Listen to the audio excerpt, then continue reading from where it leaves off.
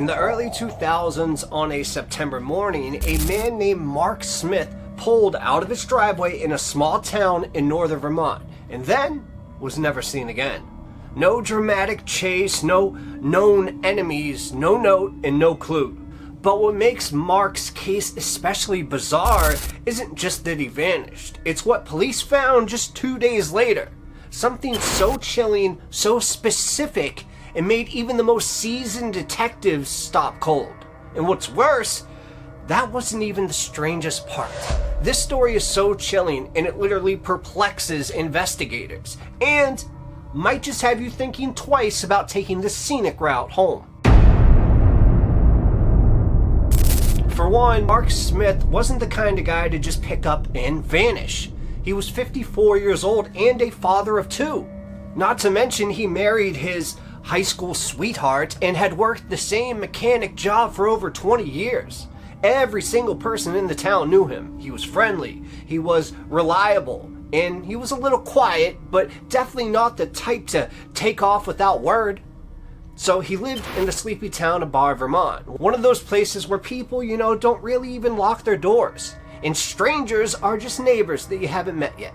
But on the morning of his disappearance, Mark kissed his wife on the cheek, and then he headed out to pick up some parts from a nearby auto supply store.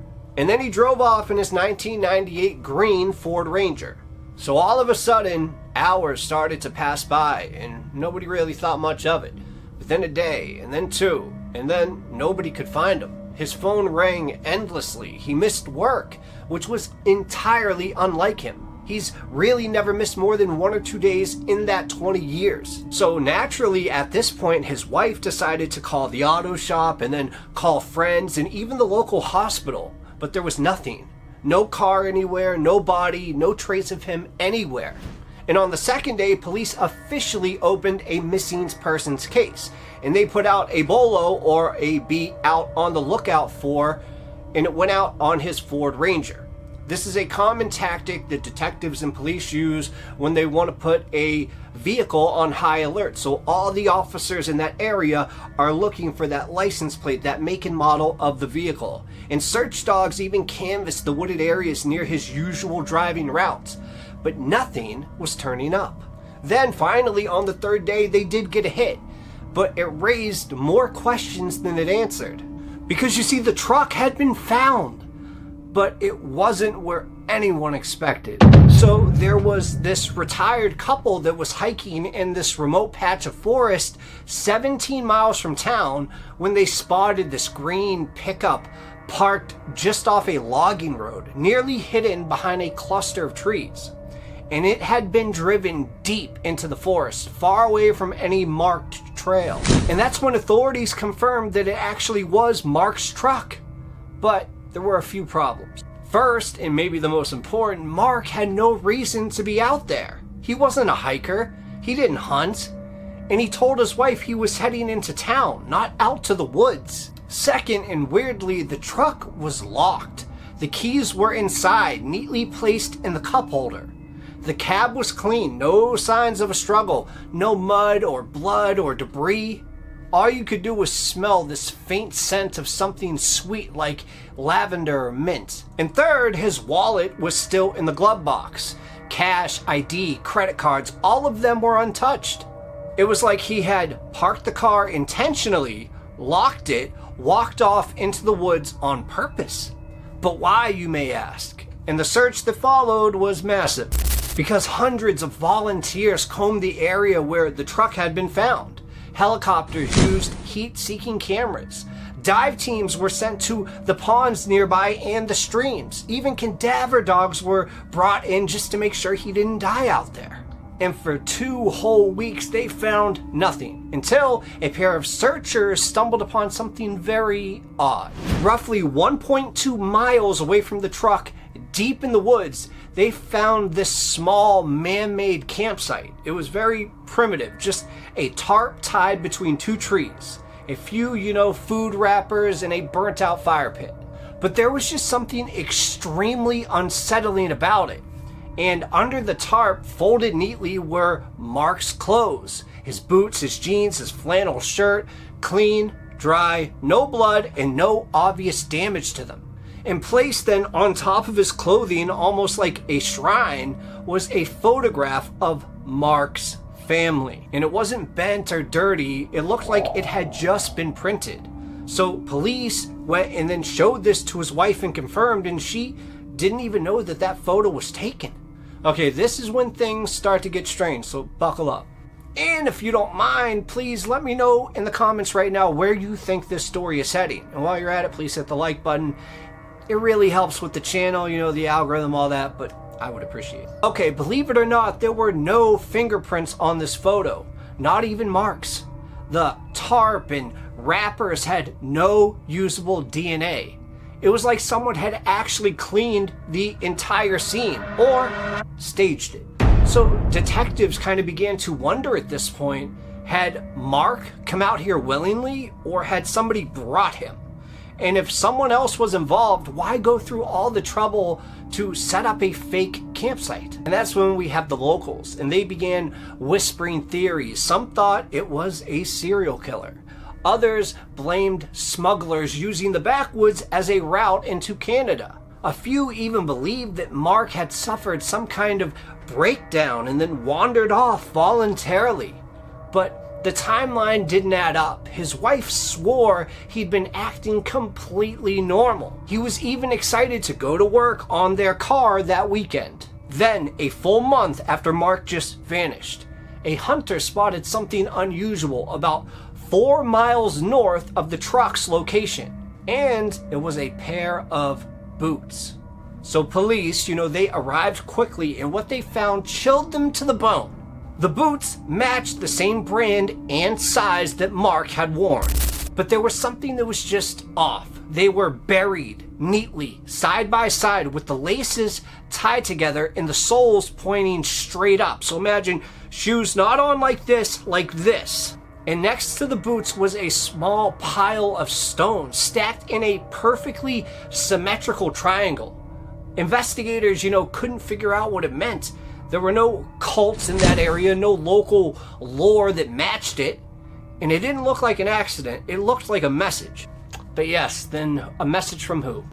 And just when it seemed like the case had completely dried up, somebody came forward. There was a woman named Lorraine Withers who claimed she had seen Mark Smith after he was declared missing. Lorraine was a part-time nurse and had been driving the rural road near Groton State Forest a week after the disappearance when she passed a man walking alongside the highway. She said he was wearing a red windbreaker, walking with this limp, and didn't look like he belonged out there, disheveled. And at the time, she really didn't think anything of it, but once she saw his face on the news, she was convinced it was him.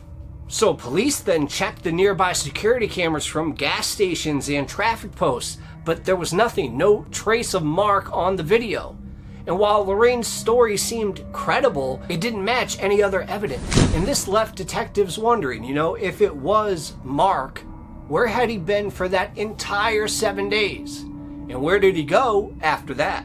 But sorry to say, years passed by and the case went cold. The tarp, the truck, the boots in the ground, they were all real, but none of it answered the fundamental question, which was what happened to Mark Smith? Because some believe he had just suffered a mental break and gone off grid, and maybe even died of exposure. Others believe that he actually had been abducted and toyed with by someone incredibly calculating. And some weren't so sure he was dead at all. And then in 2013, 7 years after Mark went missing, a hiker made a new discovery that threw gasoline on this fire. The hiker had been just exploring and out and trying to look at this old fire road when he found this abandoned shed that was nearby. And inside it were these rusted tools, these empty cans, and a filthy mattress. And pinned to the back of the wall with a knife was another photograph. And it was the exact same photo of Mark's family. The one that was found folded on his clothes years earlier. Only this time it had a message that was written on the back. Just 3 words. I stayed hidden. But the handwriting didn't match anything they had on file for Mark. But the photo was confirmed as the same print stock, same cropping, same dimensions as the first one. And it wasn't a copy, it was a twin. So police actually reopened the investigation. But after months of testing, surveillance, and interviews, they had nothing new to go on. Mark had just become a ghost, a man who walked out of his life and left behind only silence, shadows, and questions. And here's the twist. In 2019, a new cold case task force decided to re-interview everyone that was connected to Mark. Most had nothing new to say, until they got to Lorraine Withers, the woman who said she saw Mark by the road. Only this time, she told them something completely different. She admitted that she had not seen Mark just walking alone. She had seen two men, one matching Mark's description, and the other was wearing camouflage, holding what looked like to be a leash connected to the man's fist. And she said that she didn't say anything before because she didn't think anyone would believe her. It is a strange thing to see, you know. But she was convinced the man was walking with James, had control over him, and that James looked like a hostage. When asked why she changed her story all these years later, she simply said, "Because I see that man in my dreams, and in my dreams, he always turns around." To this day, Mark Smith remains missing. Officially, he is presumed dead, but some investigators still believe that he may be alive, and that wherever he is, someone is making sure that he stays that way. In Arizona, there's a place called the Sierra Tucson Treatment Facility, and it's on this vast, beautiful 160-acre plot of land that's just surrounded by the mountains in the middle of nowhere. And it was a very desolate place. I mean, a couple of miles away, there were a few homes, but there were no shopping centers, malls, entertainment places, clubs, or anything like that. It was truly a place of solitude. And it was quite expensive, so some might say this would be the perfect place to deal with a problem that you are having. Others might say it's a perfect place because it's so desolate that sinister things might happen there.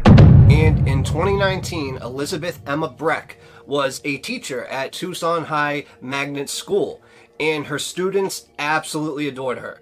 It was just this enthusiasm that she would bring to her culturally relevant classes, and that made the students just admire her. And she was 46 years old and resided in Tucson, Arizona as well.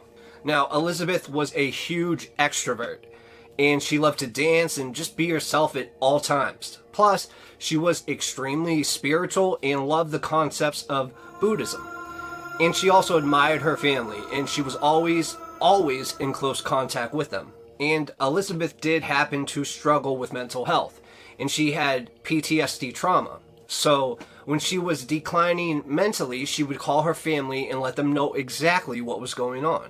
And in January 2019, Elizabeth seemed to be coping with her mental issue, but her family saw it was putting a real impact on her, to say the least. And that's when their family said that she wasn't really acting normal. And Elizabeth just wanted what was best for her and her family. So that's when she agreed that she needed more consistent professional help. So she checked into the Sierra Tucson Treatment Center, which was in Saddlebrook, Arizona. Now, she checked in on January 10th, 2019 at 7 p.m. And she planned to undergo 30 days of treatment for her PTSD trauma. Now, we know she was there that day because that evening she called her daughter to let her know what was going on and where she was. Then after that, Elizabeth spent her first night at Desert Flowers Hospital to complete all the paperwork and a short observation period as well. And then the intake staff said she posed no risk to herself or others, and released her at 9 a.m. on Sunday to complete the remainder of her stay at the main institution. But Elizabeth reportedly did not want to leave the admission area, as explained by a nurse, which just seemed extremely odd. Now, this is when things truly get mysterious. Now, Elizabeth's monitoring bracelet was discovered in her room on Sunday afternoon, along with the rest of her stuff. I mean, she left her cell phone, her keys, her clothes, everything behind except for her driver's license and some cash. And she was last seen at 3 p.m. that day, according to reports, of course.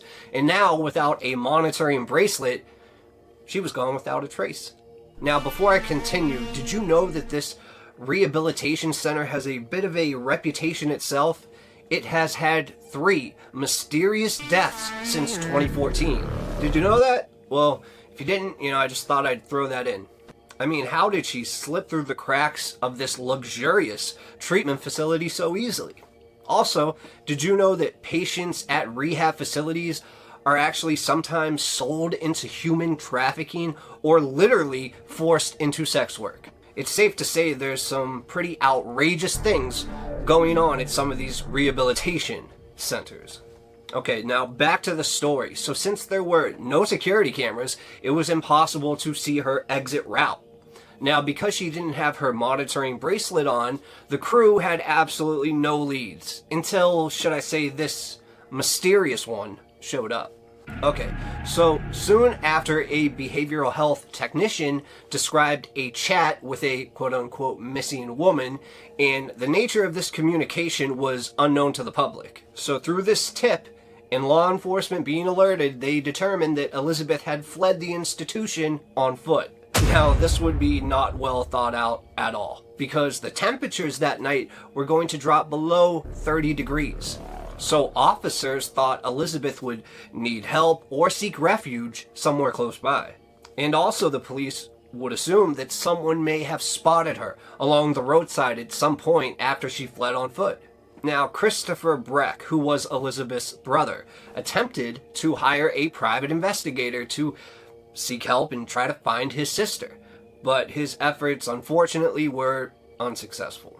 And he did concede that Elizabeth's mental health had been deteriorating, but asserts that she had never, ever ran away before and would not generally lose contact with especially her loved ones.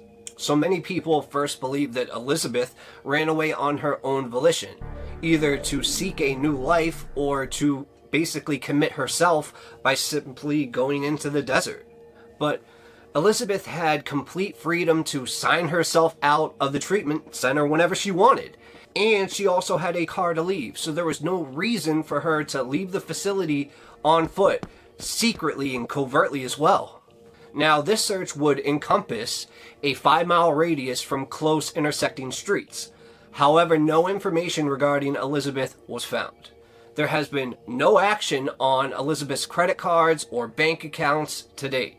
Now, the focus for the family is on the behavioral facility itself. Elizabeth should have remained at the Desert Flowers Hospital for the regular 72-hour process. However, she was transferred to the treatment center very prematurely. Additionally, they questioned why Elizabeth was not wearing her shattered Bluetooth patient tracking bracelet. This prompted the Breck family to file a complaint against the Sierra Tucson Treatment Center with the Arizona Department of Health Services. And as a result of that controversy surrounding the Sierra Tucson Treatment Facility and Elizabeth's disappearance, all eyes were drawn to it when she vanished. Not to mention, there was a wrongful death complaint filed 4 months prior to her admission, where the family of Steve and Joe was awarded a $5 million settlement against the behavioral health clinic. Now, Joe died of a heroin overdose 6 days after being hospitalized to a facility for drug rehabilitation and mental health. And it is unknown whether or not this drug overdose was deliberate. But it is evident that the facility overlooked his statements of wanting to commit suicide in his intake exam and did not give him the necessary treatment or support. And Joe, or Joe He, I'm not sure how to pronounce it, was not the only odd death at the facility since 2014. 3 others, like I said, have occurred. 2 weeks after he vanished, the body of a retired medical doctor was recovered in some bushes right on the property. And it was impossible to pinpoint the cause because of his decomposition. Now, the Sierra Tucson's Yelp page contains a few nasty reviews as well. I'm not going to link them. You can check them out, though, if you wish. And since then, Journalists have investigated Acadia Healthcare, the owner of the Sierra Tucson Clinic, and numerous others. They discovered that the lack of revenue had drastically impacted the care provided by the facilities. Plus, cost-cutting tactics have caused a shortage of skilled personnel and a deterioration in property maintenance. And at the same time, they were also actively removing their on-site security cameras. I mean, in addition to this treatment facility charged sky-high prices. I mean, just Elizabeth's 30-day therapy would have cost her over $30,000. And while she was using private health insurance, it was reported that many private insurers did not cover the expenses of luxury treatment facilities. Now, this has resulted in the collapse of numerous luxury treatment institutions, including Elements Mental Health, which treated celebrities such as people like Britney Spears and Charlie Sheen. So, in January, it'll be 4 years since Elizabeth was last seen. As of yet, no traces of where she may have gone have been uncovered, and it is uncertain if she voluntarily left the facility or if something tragic truly occurred there.